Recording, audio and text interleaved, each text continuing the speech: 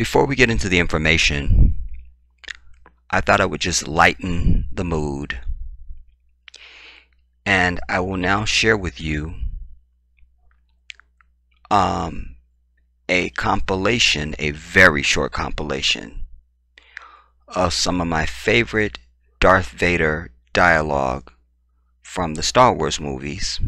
This is so random, and it is my impression of Darth Vader. How much more random could you be to enter a heavy topic like we're about to go into? That's the Jedi. So I present to you the Jedi in Act 1, impression of Lord Vader. Thank you. Thank you, everyone. Please take your seats. Thank you. No, please. No, please don't hand me that envelope of money. Thank you. Please, thank you. No, sit down. Thank you. Okay, stand back. Thank you.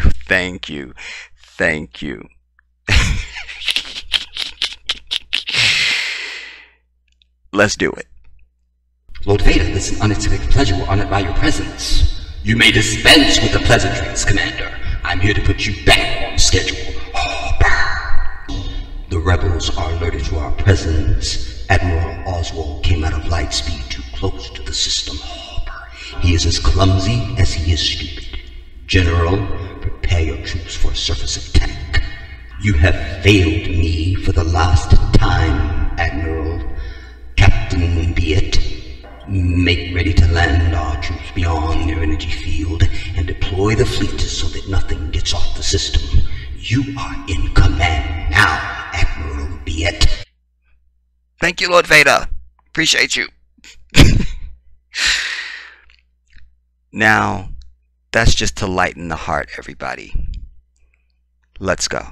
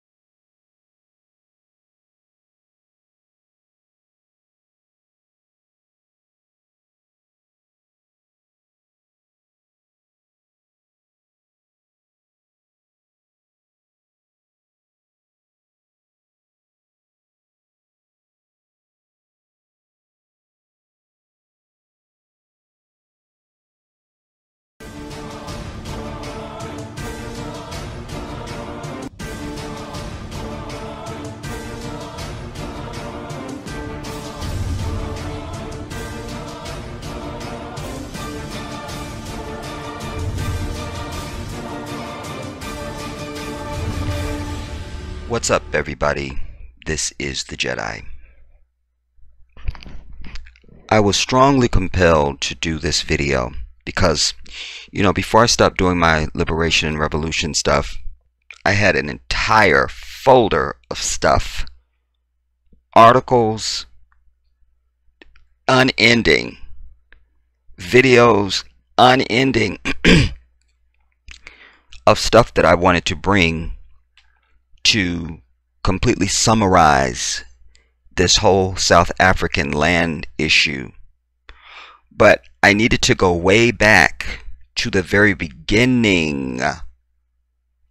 Like when white folks first showed up in South Africa. You feel me? Like it had to be a complete pathology. I needed to be able to get my arms around it.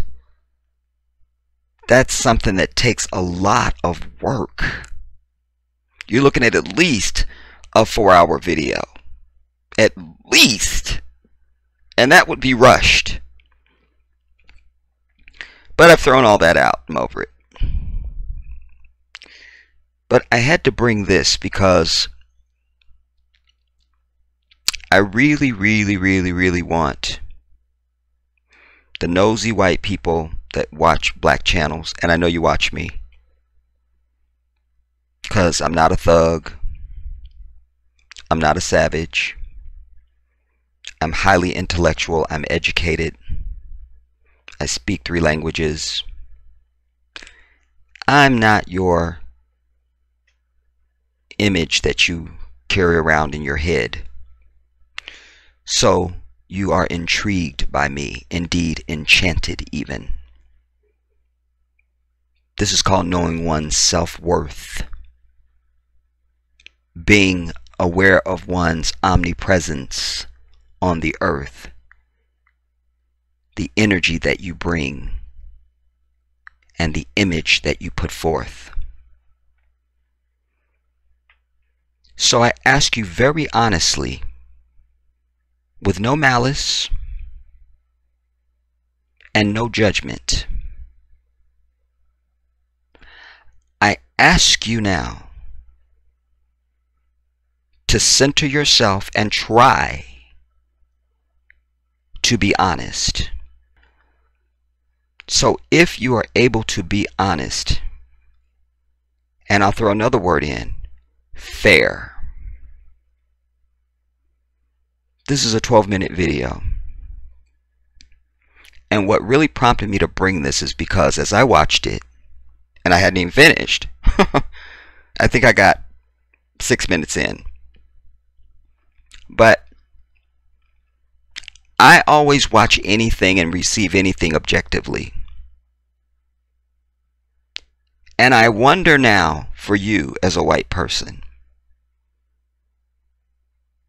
Ask yourself honestly and fairly, if you were the butt of society, and in many cases humanity, because African people are under strife no matter where you look across this earth, and it's usually at the provocation of white people. There's a white hand in it somewhere. Always. And I ask you to go in your mind and switch places with us.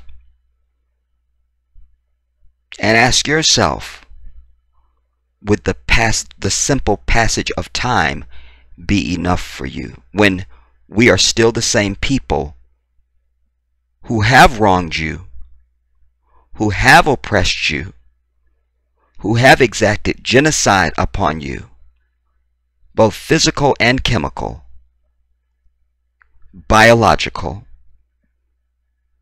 that now we are still the same people who make all the policy, and we still protect all the same institutions that continue to oppress you. How would the passage of time do anything for you? And keep in mind, you are a revengeful people and a vengeful people. You've settled everything and continue to settle everything with war, violence, murder. This is truth. I'll give you an example. Here in this nation, you, the individual listening to me, are so proud to be an American. Well, I'm not. Because I'm not an American. I'm not. We are still leftover, unwanted slave cargo. We're still those same people. We didn't become a new people. An oak tree is an oak tree no matter where it grows. It's still an oak tree. You see. So you sit proud to be an American. Look at you. Just proud. Got your American flag blowing and all of it. How about now if I remind you that this was not your land? So this is relatable to South Africa and you, because this was not your land and that's not your land. You came here to a people who were open and inviting, because that's the nature of all of the other peoples on the earth.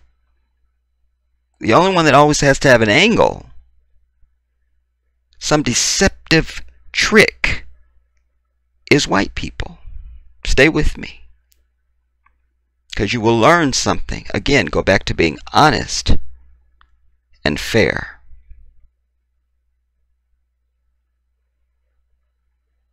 So you come here. There were other people already here, yet you proclaim Columbus discovered the place. Seems to me if I show up at a house party and there's 1,000 people there, I didn't really discover it. I just kind of found out and showed up. Oh, look, I found a party. But you show up, you trick the people, you infest them with disease. And not just disease, but with your guns and objects of war and violence. You killed off from coast to coast, from California to New York, over 139 million native people. Stay with me. Today you still want to erect your Confederate statues and your Confederate flag to always remember the Civil War, always remember. I'm not going to have that argument. It's not important in this context. But I use that because you never erect anything that shows your murder and your genocide and theft. So you kill off over 130 million people and take the land. Switch places with them now. You're the natives. And as you sit there today, proud to be an American, you realize that you're on a reservation. And the people that did this to you are still alive and still doing the same thing. And when I say still alive, I mean you're the descendants of, some of you are old enough to have been those people, quite frankly. But you're still those people because you never stopped. You never stopped, even with African people. If you just stopped at some point, history would be different. Our current day situation, our relationships to each other would be vastly different. But you're still the same. When I see pictures of lynchings and all of it, and I see pictures of from the civil rights era, I see a sea of you out there with your hate, not some little band. I see go look at the pictures. I'm not here to lie and make anything up. This is about an honest conversation. I see a sea of you. So you have to be related to some of those people in these thousands of photos over time. For the lynchings, they used to bring people from all over the region on trains and all of it. It was a celebration to see a lynching. And there was a sea of you out there. You didn't die off. You're still here. And you've infested your children with that same legacy. You're still the same people. This is borne out when we see Charlottesville. This is borne out when we see Dylan Roof. This is borne out when we see thousands of you signing petitions to bring white South Africans here as refugees. I could keep going. This is borne out when the moment Obama is elected president, we see thousands of you out, and overnight there's the Tea Party that what? Wants their country back. Just a second. I'm getting a text. I'm getting an emergency text on my phone. I hate to interrupt this video. I'm so sorry about this, you guys. This is not fair to my audience. Oh my God, it's all the natives. They're all telling me they want their damn land back. They want their country back. I just got the text. It was a mass text. They're telling me right now they want their country back. They've said it. And they have claim to this land. And there's still documents that show that they have claim to this land. There's over 400 treaties that the U.S. government signed with them, but abrogated on every single one. Why? Because you're not honest, you're not fair, you're a liar, you're a murderer, a thief, and you cannot be trusted. So they're on reservations now. How about they get a whiff of South Africa and go, you know what? We want farmland. We have to think about this. They go, we want farmland. We want our farmland now. And just denying someone's legitimate claims, denying someone's legitimate pain and hurt and legacy and history does not wipe your slate clean. It doesn't make you eligible for parole. You get in trouble with the law, what do? They look to see if you have any priors. Well, look what you did. Here you are standing now, 15 years later. You hadn't done anything in 15 years, and you're standing before the judge, but they want to bring up something you did when you were 13. And you're pissed about it, and rightly so. But they're bringing it up. They do that in a court of law. The magistrate is assessing, are you a risk of flight? Are you, would you jump bail or something? Or would you, if I let you out between now and the trial or sentencing or whatever, what's the risk assessment? That's what they're trying to find out. What is the risk assessment? And things go better for you if your attorney is standing right there and saying, Your Honor, my client doesn't have any priors. They've been an upstanding citizen of the community. They've been at the same job for the last 15 years. They're a loving father and husband and mother or whatever, wife, and they've got beautiful children that are all straight A students, and they're beloved by their religious community, and they do volunteer work. They've done, Then the judge goes, yeah, no priors? Okay. We'll release you on bail with your own recognizance, like no money. You're good. There's a trust there because there's no priors. But now, you want everybody else to not look at your priors. We're supposed to show up in 2018 and go, oh, we're all equal and everything's fair and we're all good to go. Would you feel that way if our priors were your priors? How would you feel if some huge Native organization sprung up on CNN tomorrow saying, we are taking land back from white people. We're taking it. And we're starting with the White House or something, I don't know, or we want the Pentagon. We want that Pentagon land, damn it. Whatever, I don't know. You take my point. You go, no. Your way has been to say, no, that was then. You don't want anybody to consider any of that. But you see, it's not just then, it's still now too.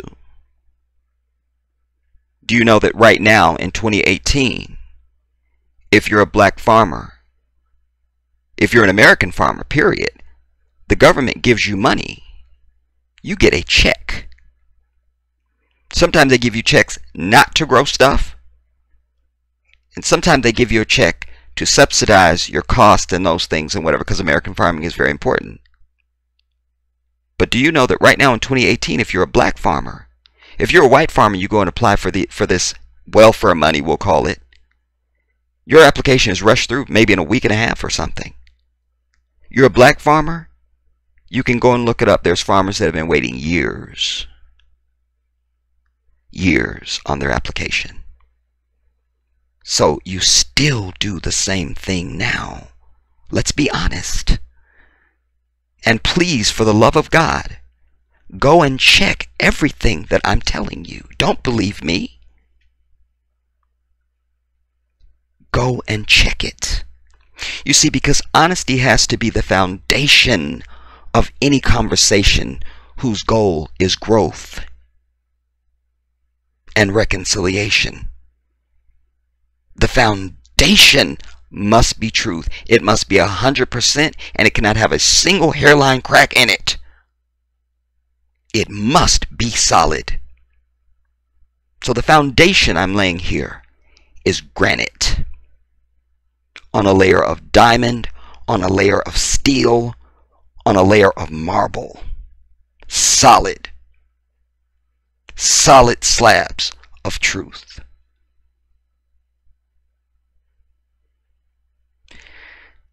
I bring this because it's very easy to go through this video and feel very sorry for these white farmers who have been tortured, some have been beaten, some have been killed.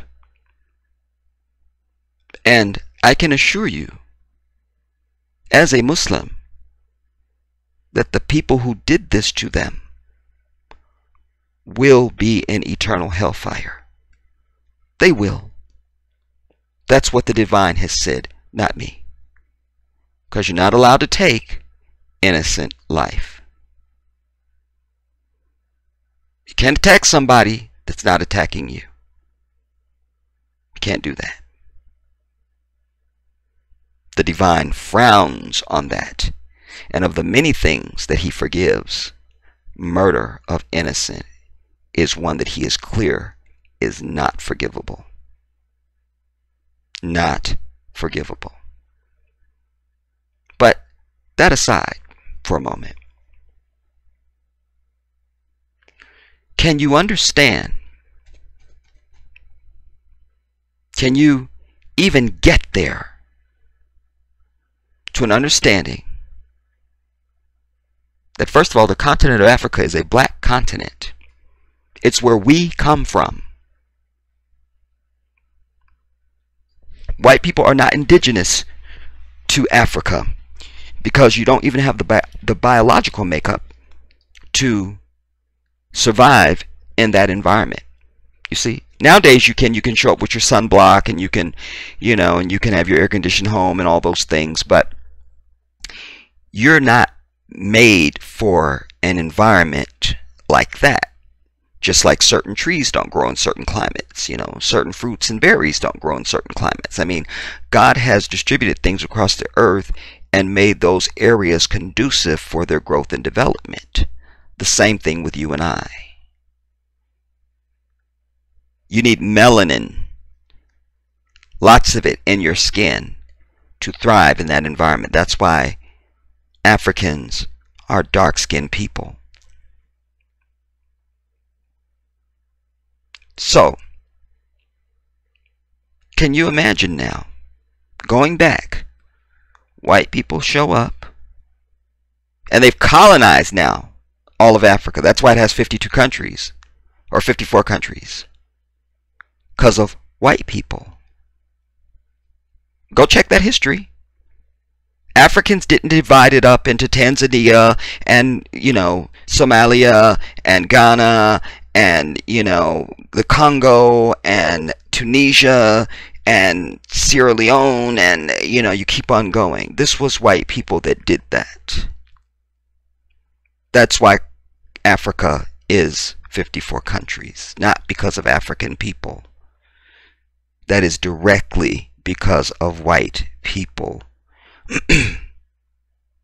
I'm laying out a very cogent statement here for you. No anger, no animosity, just the foundation of truth. That's all I need. That's all I need. That's all we need. But I've asked you for your commitment at the beginning of this video to be honest and fair.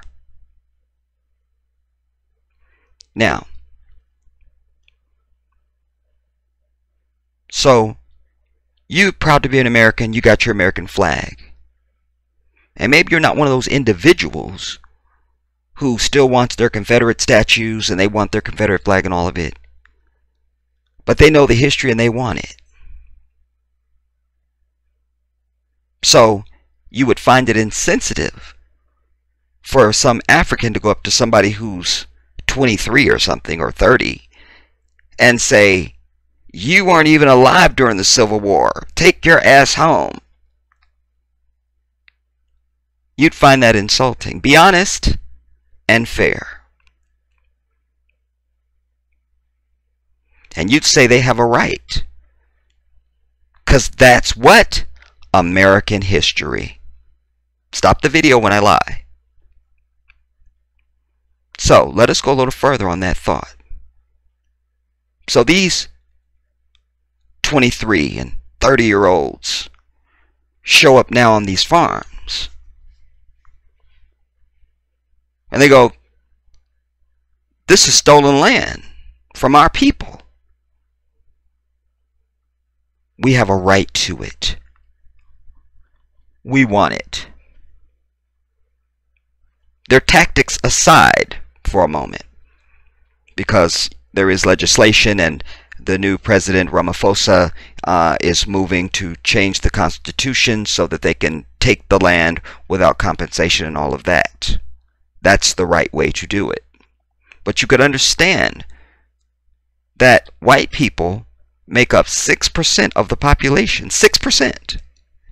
Check the number. Maybe 9, but I'm going to say 6. I think it's 6. 6% of the population of South Africa is white.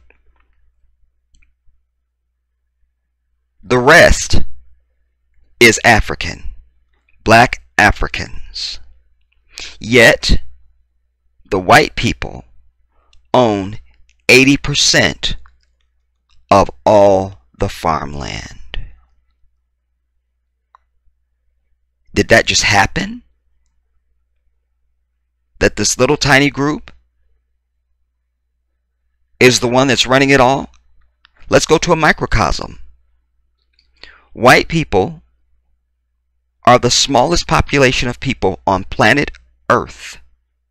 That's the truth. The overwhelming majority of people on planet Earth are people of color. Yet, you run everything. Is that an accident?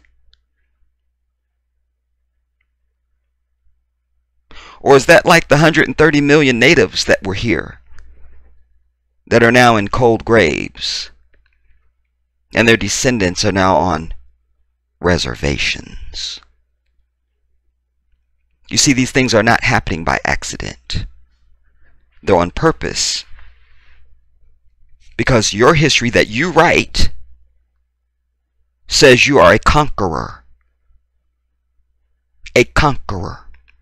As I speak to you now, America has military bases in over 175 countries around the earth. America, which by association is white people. White people. America is 5% of the world population. Yet she is the most violent nation on earth. Is responsible for the deaths of untold millions, hundreds of millions of lives across the earth. The government unleashing Ebola and AIDS on African people in Africa. White America dropping the bomb on Hiroshima and Nagasaki. The only time the atom bomb, the most vicious genocidal weapon ever used in the history of history was developed, built, and dropped by white people. Think about this, and especially if you're some like middle-aged teenager or something, maybe you're in your early 20s and you're like a vegan type or something, I don't know. You're just that profile, you know, Vans tennis shoes, the backpack, the sort of Justin Bieber hair even, and you've just never even heard this. Because history gets hidden from everybody. White people, by default, really don't have a need to really know history in the depth that other people need to know it, because we're on the butt end of it. And history is always rewritten to glorify white people and to hide their crimes. So that younger generation of white kids may not know this because they don't have a real need to, because everything's just peachy for them. It's just peachy. I'll give you an example. White kid gets pulled over by the cops. It is a singular, individualistic event. He gets pulled over, maybe he gets a ticket, maybe he doesn't. He has a better chance of not getting a ticket, but it doesn't matter if he gets one or doesn't. He doesn't need to know any history about that event. But an African person gets pulled over by the police. First, you have to have 300 million images going through your head of all the people that are murdered by the police over just a taillight being out. Then you have to be remembering, oh, they started as slave catchers, then they were the patty rollers, now they're the police. But the entire time they've always been white, violent, and murderous on black people. All that has to go through your head. And your heart starts palpitating. And your pressure goes up. You have to know this history. White kid doesn't, you see. If you're born rich, you don't really go around asking people how come you're rich. You just know you are, and you can just do whatever you want. You're like Paris Hilton. You can just write a check and shuttle off on private jets and do soirees whenever you want. You don't even stop and think, well, you don't start asking people, why am I rich? And start looking at the history of why you're rich. You're just rich. And it doesn't end. You see. But African people have a vested interest in knowing what the history is, because there's been so many lies deliberately told and perpetrated. In westerns on TV, we see the Indians, quotations, as savages who were coming for the white people, and oh my God, when that's exactly the opposite. It was the white man who was the savage who was going for the Indians and killing them off systematically across the country.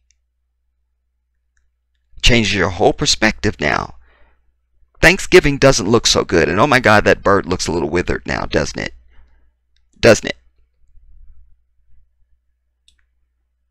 Truth must be the foundation of reconciliation. And then there must be acknowledgement. Acknowledgement, which means you got to be honest and you got to be fair. There's those words again. You got to be honest and you got to be fair. This is not an indictment. This is a statement of the truth. This is a statement of truth. So now we go back to South Africa. Or as Ronald Reagan used to say, South Africa. I have a pretty good Ronald Reagan in me. But, so we go back to South Africa. And now, since Mandela, meanwhile the people have been oppressed, their land has been stolen, and they've been second and third classed since the white man showed up in South Africa. Okay, we're just going to deal with just South Africa because we could get to the whole continent. We're going to keep it just to South Africa. So they've been second classed and third classed, murdered and oppressed since you showed up. Then apartheid. Because what'd you do here too? Segregation. If they're not going to be in chains, we don't want them near us. Nope, you can't drink out of my water fountain. You can't go to my school. You can't come into my theater. You can't. White only this. White only that. Blacks sit in the back of the bus. You are the people that came up with all of this, I remind you. As I say, some of you may be hearing this for the first time. And I beg you on my knees, please go and check everything I am telling you. This is about an honest conversation and inquisition. So now, apartheid and all the violence that provoked because of you. You're in our land, is what the black South Africans there would say and did say. You're in our land, oppressing and taking, and now you want us to be separate from you. I dare to theorize, if I can for the first time in this video, to say that had that been you on the other end, this little band of people, you would have just bombed them off the continent and been over it. How dare they come to our land and tell us they don't want to be around us and that they're oppressing us and keeping us separate and all of this. Oh, they've got to go. That's what you would say. And that's an informed hypothesis based on your history, based on your character, as we know it has always been, even up till now. So that's not an irrational hypothesis that I just presented. But indeed, it is still a hypothesis by definition. Now, back to facts. So, apartheid and the jailing of Mandela.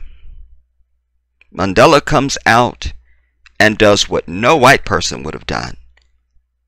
He comes out and says, "We forgive you. We forgive you." You see, meanwhile, you're still mad at OJ. But here's a man who's forgiving an entire people for their heinous genocide and murder and apartheid and all of it. But you're still mad at OJ. Look at the contrast of that. The contrast. You see. And then after apartheid, everything was supposed to be fair. But you see, what your history has shown us, as you've written it even, says that fairness, by your definition, is we still have the most and we're still on top and you accept that. And then we all get along. That's your definition of fairness. So for 20 years, since Mandela came out of prison, it's been, oh, we'll do something for them. We'll make everything fair. We'll make everything fair. But like Dr. King said, justice delayed is justice denied. And the intent is to just drag it along for eternity. It will never happen unless the people have had enough. And add to that a will to make change by any means necessary. So what you're seeing now is Point Break for the last many years. I mean, there have been a lot of white farmers murdered and driven out and anything you can imagine because people have had it. Because they know that these white South Africans will just sit there and drag their ass while they remain in poverty. and that they don't give a damn about them, and they've had it. Ask yourself again, how would you feel? Go deep within and be honest and fair. We're not talking about morality right now. We're going to get to that. We're talking about fair and honest. So now, they're over it. They have generations of children that have been born into poverty that have no hope of any economic legacy. That the profits and resources that they would be controlling is not, and should be controlling in their own land, is being reaped by someone else. If you're one of those people that's really with Trump on this immigration thing, you're the perfect listener to me right now. And I'm speaking directly to you on this next question. All the immigrants that come here from Mexico, here they come. Imagine now, they're taking over all the major industry here in America. Huh? Suddenly even your Pepsi bottle says Mexico on it. It says Pepsi in Spanish. I don't even know there's, I speak Spanish and I don't think there's a Spanish word for Pepsi. But we're going to say there is. Alright? Suddenly, everything's got a Spanish sign on it. And down the list you can go. And these are immigrants. And there's fewer of them than you. Huh? You're already upset that they're coming here. Let's kick that up a notch. They're not just coming here now, they own everything. They're running all the major industry. They're running it. But you've been here. And according to you, this is your country. We'll throw out the 130 million murders for just a second. But here they come. And they're taking over all the industry that has historically been yours. How do you feel about that? Again, be honest and fair. No emotion. Nobody's trying to win an argument here. It's about being honest and fair. That's how you get result. Honesty and fair. How would you feel about that now? They're taking it all. And to actually quote white people, quote, they're taking all of our jobs, end quote. Now, imagine, they're taking all of our industry. All the stuff that matters to the very foundation of America and its financial well-being, they're taking it. Oh, here's one for you. They now run the Federal Reserve. Oh my God. Somebody get me an enchilada. Quick. I can't listen. Think about it. Because you see, what seems to be an ongoing pathology for me as it relates to white people is either their lack of or unwillingness to have empathy for others, to be able to put yourself in somebody else's shoes honestly and see it through their eyes. Seems to me that white people always want to look at it through their own eyes so that it benefits them still, that they don't have to acquiesce to anything or give up something. I'm just asking you to acknowledge. That's what I'm asking you to do. Can you acknowledge honestly how you would feel if you're standing in their shoes? That's what I'm trying to say. So, oh my God, the Mexicans are running everything, and here we go. So now, 20 years after Mandela comes out of prison, nothing. whites still own all the shit. The people are fed up, and now they are physically going and taking the land and belongings from these people. They're killing them off. They're running them out of the country, whatever. They're doing it all. And again, we don't, from a moral standpoint, I've already said, we don't condone that. That the Creator does not condone that. They will be dealt with very harshly on the Day of Judgment and in their graves even. But alas, morality aside, they've had it. They've had it. It's like somebody running at you full speed with a knife. You're not a killer, you're not a murderer. You've never even killed a housefly. But they're running at you full speed with like a ninja knife. And you got a gun. Morality out for a moment. They're coming at me with a damn ninja knife. And by the way, they're 6'8" and muscle, and here they come. Boom, you pop them. You didn't want to, but they were coming at you. You did not have a choice. These people have been on our land since going way back. Fast forward up to Mandela, and then fast forward 20 years after, they're still coming at us with running everything and keeping us oppressed. Boom. We didn't want to, but we had to take that land because there's no other way we're going to get it unless we take it.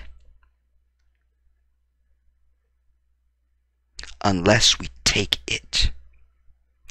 I'll hold my commentary here as we go through the video, because I need it for everyone to be in the right frame of mind, because as I said, it's very easy to watch this and feel nothing but sympathy for the victims, but not in any way consider the perpetrators and their righteous motivation for doing what they did. Their motivation is righteous even if their acts are not. I hope you can understand what I just communicated to you. Their motivation is righteous. Personally, I'd like to see them just go up and not hurt anybody, but just run them off the land and let them know that if they try to come back, then there will be a problem or something like that. Like, don't just go in and start killing people, But one way or the other, with roach spray or something, you've got to get these people out so that African people can rise to their zenith finally in their own damn land. Because as I say, you wouldn't have the Latinos coming here running everything. Be honest and be fair. You wouldn't have it. You wouldn't have it. Many of you don't even like the fact that they teach Spanish in schools. I know that. I know that. You see? So you definitely not going to like them running everything. And then suddenly it's President Villaraigosa. President Villaraigosa. Suddenly Cinco de Mayo is now a mandatory holiday, and it's, and quinceañeras are federal law or something. I don't know. I'm just giving you an example.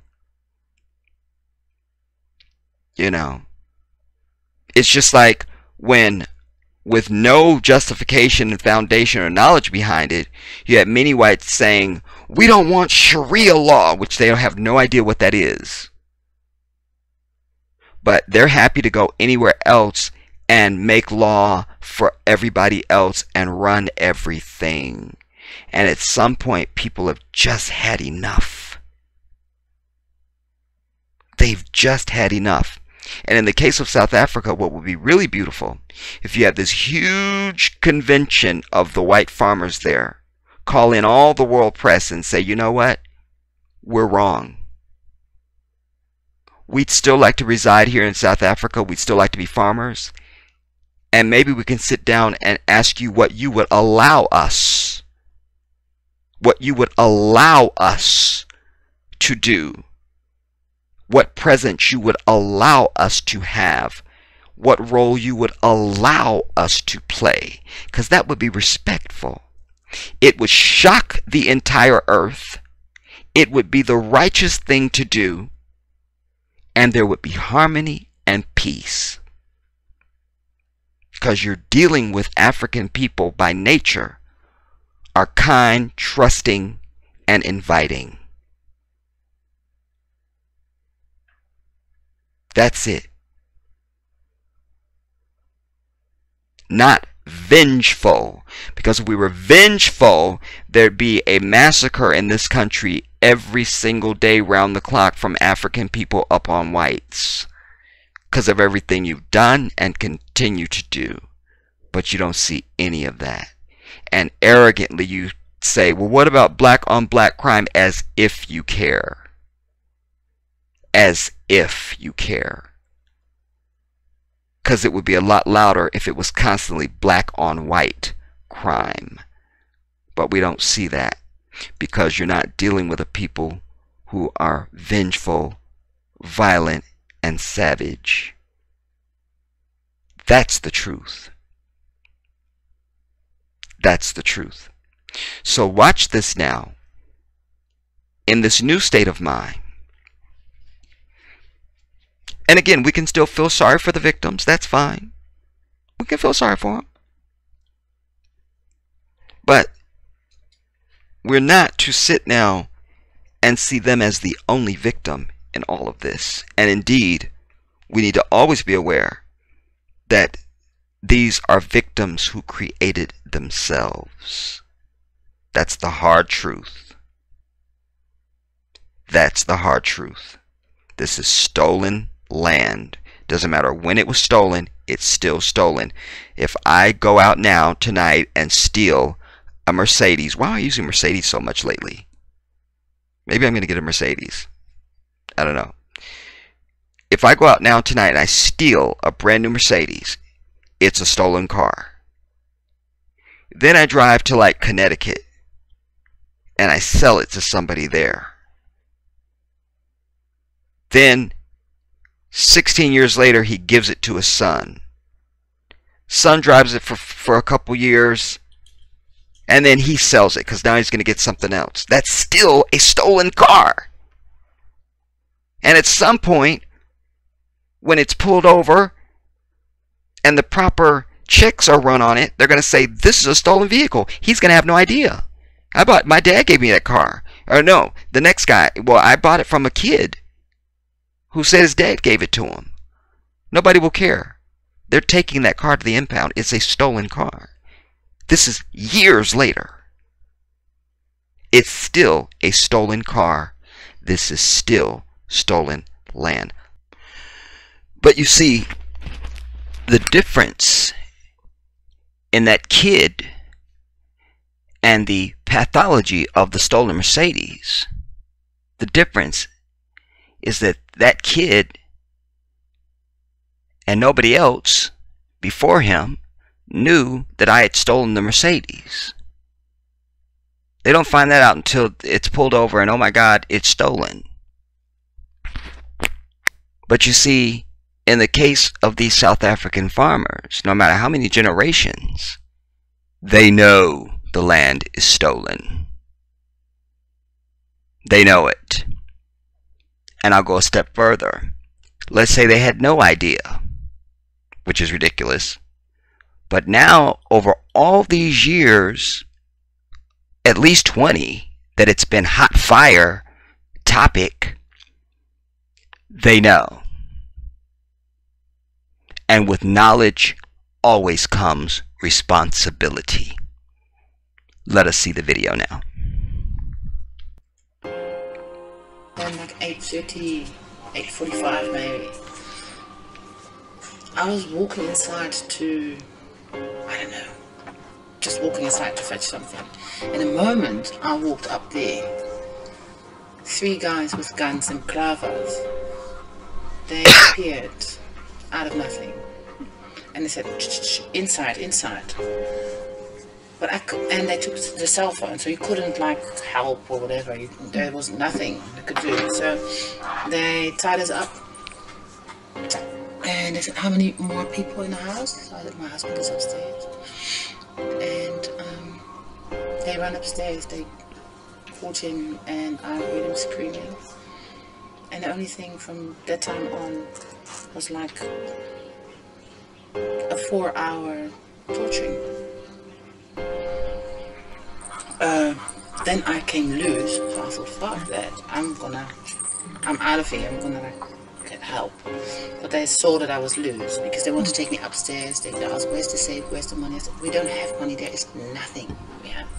They took my rings, and I had it for my dad since I'm 17, you know, my parents, and they took my wedding ring and the ring my husband made for me, and my parents' ring I put in my mouth. But when they hit my head so hard, I spit it underneath the couch, and they found it as well. Then they took me and they said, where is the safe, where is the safe? I said, it's in one of the rooms. But chill, guys.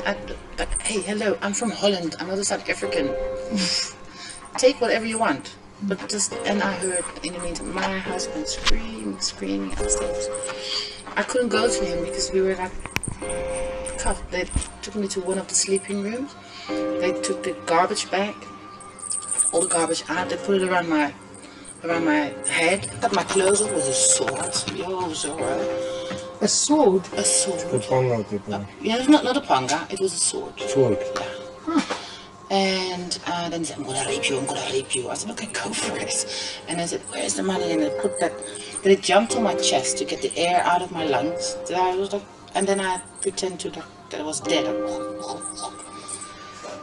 And, but they didn't rape me. The shots rang out. It was just bullets everywhere. It was a war zone. My husband said, no, please, my friend, just take what you want. You can take anything, just leave us alone. My little girl put up her hand and she said, but I've got a piggy bank. You can take my money. My husband said, I have to interject there. That did break my heart. Because like I said, I think I got 6 minutes in. You know, when she said her little girl said to them, I have a piggy bank. How just innocent is that? How innocent is that? Wow. Let's go on. Or not. my friend, just take what you want. You can take anything, just leave us alone. My little girl put up her hand and she said, but I've got a piggy bank. You can take my money. My husband said to them, please. And the one guy said, oh, just kill him, brother. And they shot him between the eyes in front of us. Our little boy was born 5 days after Daddy's funeral. Because we were so safe here, there was actually no handle on the back door. It was always open. And this security gate was right here. So my dad heard the knock on the door, opened the door, was shot in the stomach. Managed to get to the phone. Yeah. Phone lines. Said I've been shot in the stomach. Put the phone down. Phoned our neighbour. And while he said to Jeremy, I've been shot. And while he was on the phone to Jeremy, Jeremy heard the shots. Just kept going. And there was one shot that ricocheted against that wall. All the time my dad's being shot. Back, arms, legs. And my dad slumped over this chair. Slumped forward over this chair. And he was shot in the back of the head here. Just execution style. In the back of the head. So it was 8. They found 8 cartridges. But 6... He was shot 6 times. So this is where my dad died. He was killed. Okay. I know, for what, you know, for what? He was a good man, he was an awesome man, and to shoot somebody 6 times, execution style. And then I started getting Facebook messages and WhatsApp messages telling me that from different people that how sorry they are to hear about everything that happened. And so I started to panic, and I called my aunt back and she told me just my 2 grandparents are murdered. And so I came here, and when I got here they told me my parents as well. So that's how I found out about what happened. I'm sad and I'm angry. I'm very, very angry about it, because you don't just do stuff like this. You can't just go to someone's farm and just start shooting them and taking their stuff and all. You don't do stuff like this. They were very, very good people. All of them. They were trustworthy and kind, and they were the loveliest people on this earth. And now they're gone.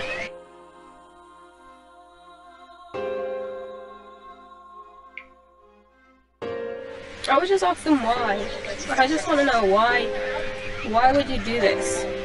And then what is the purpose of doing this? Do you enjoy doing this, or did you just feel like you wanted to do it? I would just ask why. What happened was one of the intruders was enjoying the food of the family while him and his other intruder partners tied the farming couple up. And one of them was just, eating food and drinking, and then then his partner shot the farming couple, and then they stole the liquor, and then went under a tree and drank the hard liquor and had like a party.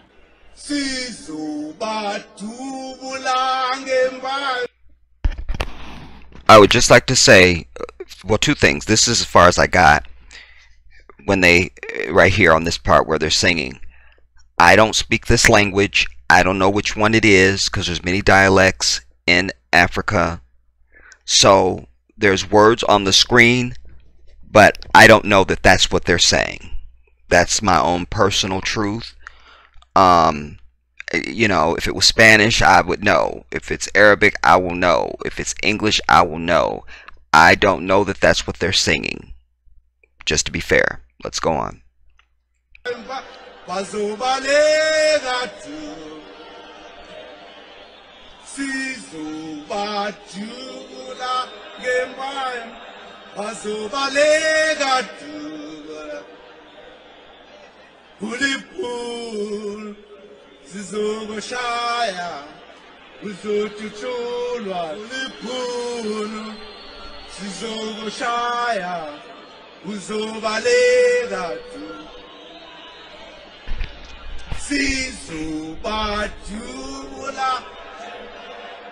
Azobaleka tu Sizubajula Azobaleka tu Ulipunu Uzoshaya Uzobaleka tu Ulipunu Sizogoshaya Uzobaleka tu. If that is what they're singing, that's thousands of people out there.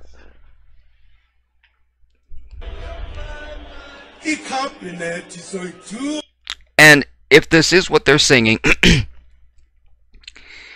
I would also ask this question.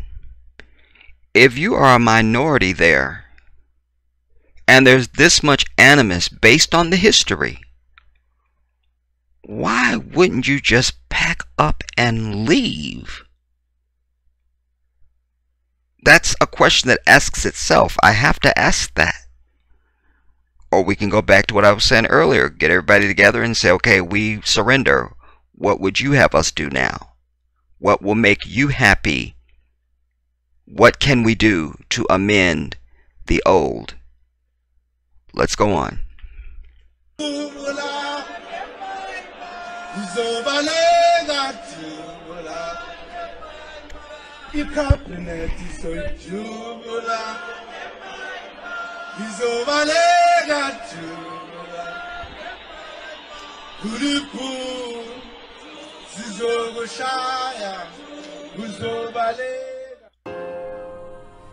You never get used to cleaning up crime scenes, especially for murders. You don't get used to it. The torture that we find have been done on these four murders are unbelievable. We found pieces of nails being pulled out. We found hands being removed from bodies. We found people raped, brutally murdered, babies, children. The farmers trying to protect their families, and there's just no stopping. The four murders are brutal. Nelson Mandela, South African president and 1993 Nobel Peace Prize winner Nelson Mandela. We, the members of the MK, have pledged ourselves to kill them. I doubt Mandela was doing that, because he wasn't for that. Because if that was the case, Mandela could have came out of prison and said, kill everybody, and it would have been on. Like, I don't, again, these translations, I don't know the source of this media. I certainly don't know who's doing subtitles, so one has to be careful, you know, but we take this with a grain of salt, so to speak, you know. The M-A-B-H-U-L-U, whites.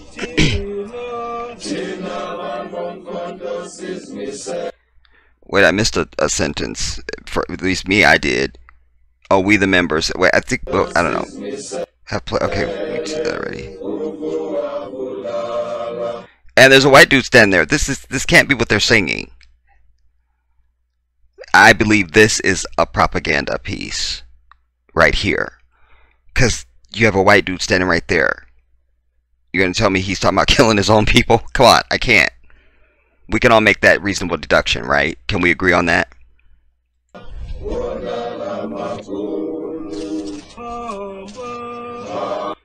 Go safely, MK Honto. But because there is no statistic for four murders currently in South Africa, the brutality of the four murders in South Africa is undescribable.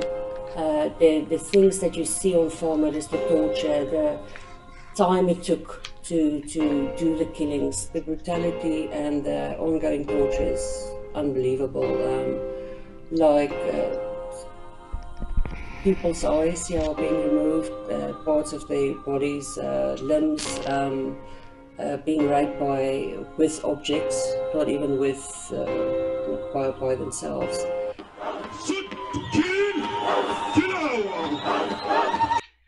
Current EFF leader. Oh, I'm sorry. If you're gonna speak, you gotta have the microphone, Jedi. Dumbass. Alright. Current EFF leader and former ANC youth leader, Julius Malema. Yes. Who, by the way, all trends and signs show will be president of South Africa. Just letting you know. And there's a white guy standing right here. We should all note.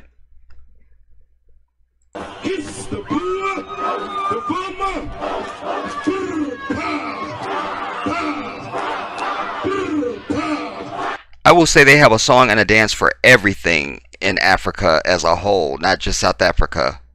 Like, there's a song and a dance for everything. Like, literally.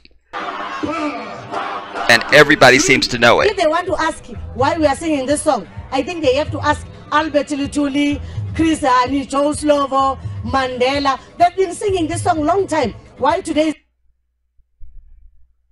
is a big issue?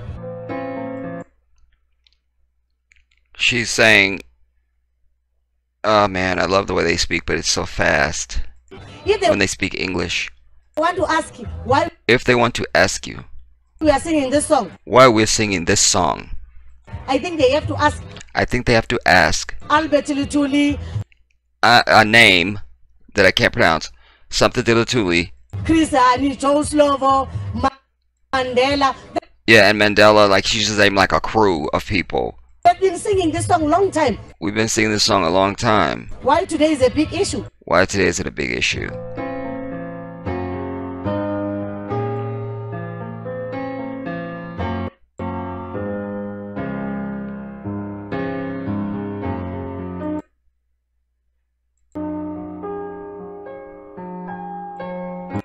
But now, again, remind you, I can pull up now an array of pictures of African people being burned at the stake in this country, hanging from trees, their genitals cut off and stuffed in their mouth, and taken as souvenirs. We have to put this in perspective. Again, honesty. Honesty. And unless there is reconciliation and atonement and apology even, yesterday is today and today is yesterday. Step out of your shoes and into the shoes of the oppressed and see this through those eyes now. I ask you in this exercise.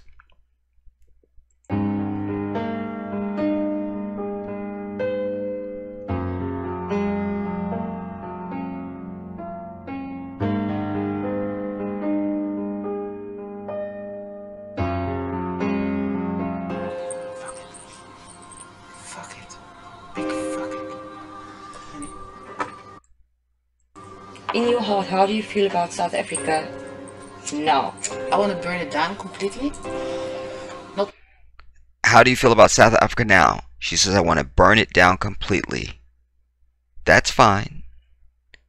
How do you think the majority population feels? Again, 6% of the country is these people, and they run everything. We have to keep that in mind if we're going to be honest. And two things can exist in the same place at the same time. This doesn't have to be an either or proposition. I want you to enter into your mind a new concept. Both and. Both and. So we can still feel the sorrow and the empathy for these victims. And we can still have an understanding of the people who would perpetrate this. Understand that. Again, we don't condone the killing of innocent and all of that. We're talking about the principal issue of their right to their anger and vengeance. That's what we're understanding here. That's what we're understanding. Let's take this back at the beginning of her statements and go on.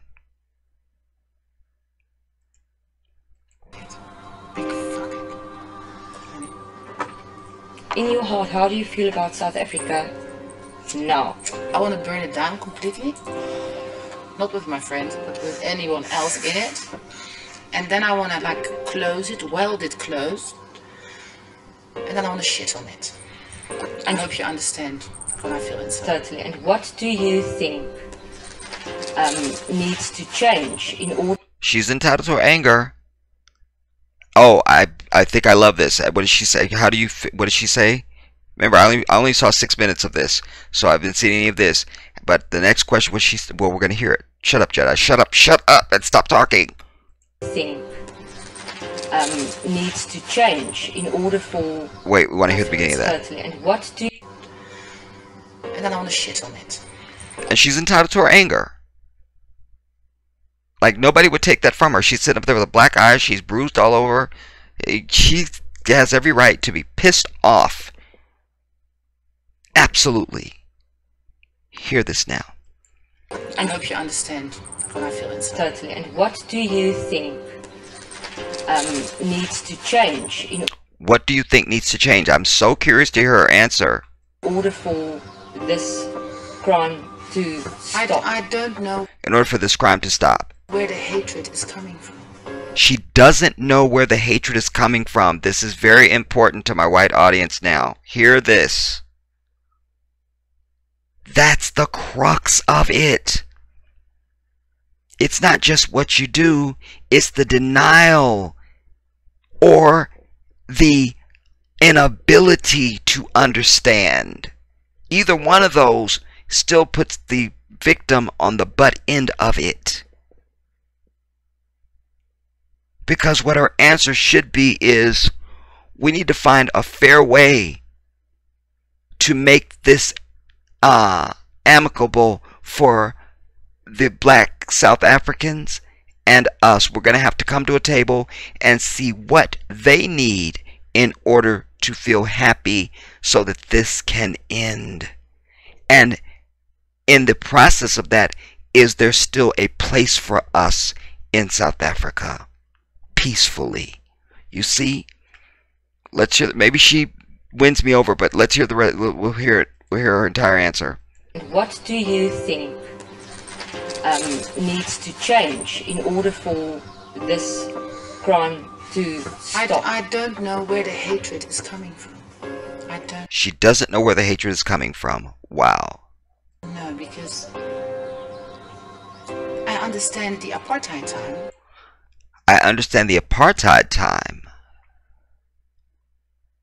But we also made a documentary about apartheid. It's like all the time on the radio, on Facebook, kill the Boer. Why? How can you say that? Where is it coming from?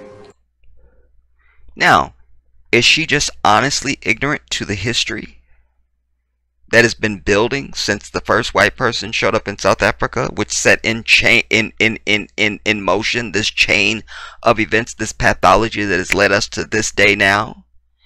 Is she absolutely ignorant of that, innocently? Or is this white denial? That question must be answered, because I always tell you, there must be reconciliation and acknowledgement. If she's in a position to not acknowledge because she doesn't know, that's one thing.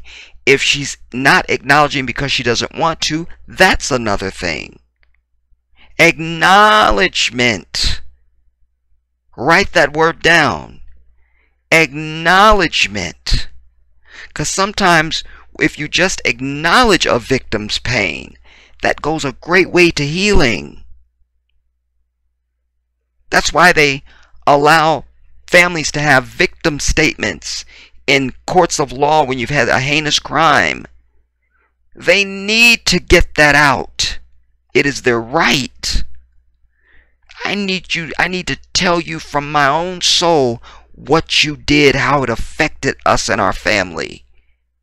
I need for you to hear that. And then, in some rare cases, when the defendant is allowed to speak, if they stand up and they acknowledge what they've done, it won't bring the family member back if they killed somebody or something like that. But that's a huge help to the soul, the heart, and just the emotional space of the victims. You can't just shit on somebody and say, fuck you. You can't. And that's been the history. Fuck you. So now you have injury, and you just added anger and fury. Because you did this to me, and now you're telling me and showing me I don't give a damn. So now they're ready to run you over with their car. Or who knows what. I hope you can understand this is so important, everybody. You know, when you hear all the time when they have these big race forums on CNN and Fox and you know, you always hear the same tired line, we need to have a conversation. No, we need to have acknowledgement so that there can be reconciliation. This is not a deep concept. I don't think I'm being overly intellectual. I hope everybody can understand that. I want you to contemplate this, you the individual, after you watch this. Really go deep inside and say, you know what, me as a white person, what do I think about this? Am I being honest and am I being fair? There's those words again. Let's go back. She doesn't understand where the anger is coming from. She just doesn't understand it. I understand the apartheid time, but we also made a documentary about apartheid. It's like all the time on the radio, on Facebook, kill the Boer. Why? How can you say that? Where is it coming from? How 23 bad? How years bad later. can you? How bad can you be? Look at the rent. When I came here the first time, in 1989. My dad bought me a Kruger Rand. They also took with. I hope they will burn in hell with that. They will. The rand was like the same what the euro is now. This country is going down so badly. So why? Why? Is it because they have a car and they want to have more and more and more? That's the same what the police is doing. They give it to me. They want to give it. See, that's just like here, you know. Of course there's going to be white people out there that just don't know what's going on. They don't know. They don't know. And they don't have any reason to know. There's no urgent necessity to know. They're just chilling. They're in a society that glorifies and supports and upholds them. They're on the high end of everything. Why do I need to know? I'm sitting up in a 6-bedroom New York chateau condo that overlooks everything. Why do I need to think about the homeless guy that's sleeping in a shopping cart 6 blocks down? I don't have any need to think about him. I just don't have any need.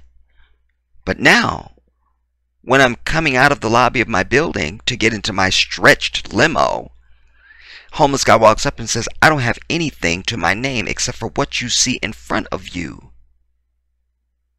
Now I have a moral responsibility to him. A moral responsibility. Instead of kicking him to the curb and saying, pull yourself up by your bootstraps, get your own shit, and I ditch into my stretch limo and I screech off. That would be cold-hearted. Do we all agree? Do we all agree? There's just a few seconds of this left. Literally, like 10 seconds. Take it back. Because they have a car and they want to have more and more and more. That's the same what the police is doing. They give it to me. They want to give it. How can you ask, give it?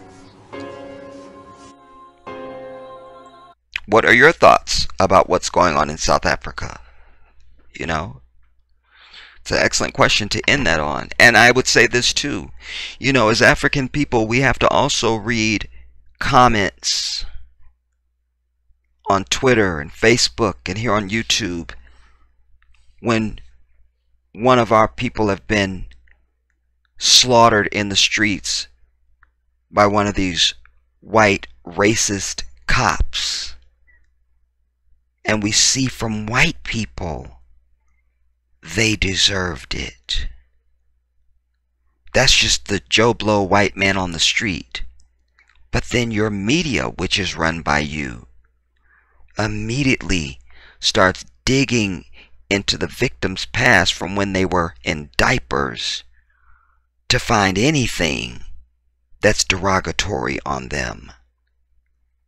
A picture, a statement, something to villainize them. White people were upset at the very first picture that was ever released of Trayvon Martin, and none of us knew anything else. But I personally saw comments from white people that were pissed that they were showing this picture of this kid looking wholesome and innocent, as if there's no way he could be wholesome and innocent. Now, we were put in slavery, in chattel slavery, the worst form of slavery known to humanity, by white people. Why would we ever look at any white person and think anything good about them? But yet we do. Do you see the dynamic that's in play here? Do you see it? And that's just one example. But then you have white grand juries that can't find a single thing wrong with savage murder by a police officer. Huh? You see, this is what we have to deal with. And then you come along and step on, trample on, and deny our very right to our anger. Think about that. Ask yourself, if your history was ours, what would you be doing right now? Because you see, as I said earlier in the piece, we are all the victims of your history. We're all the victims of your history now, because you are the ones who caused and wrote the history. And so, alas, you are the ones in the best position to affect the future of all of us. Of all of us.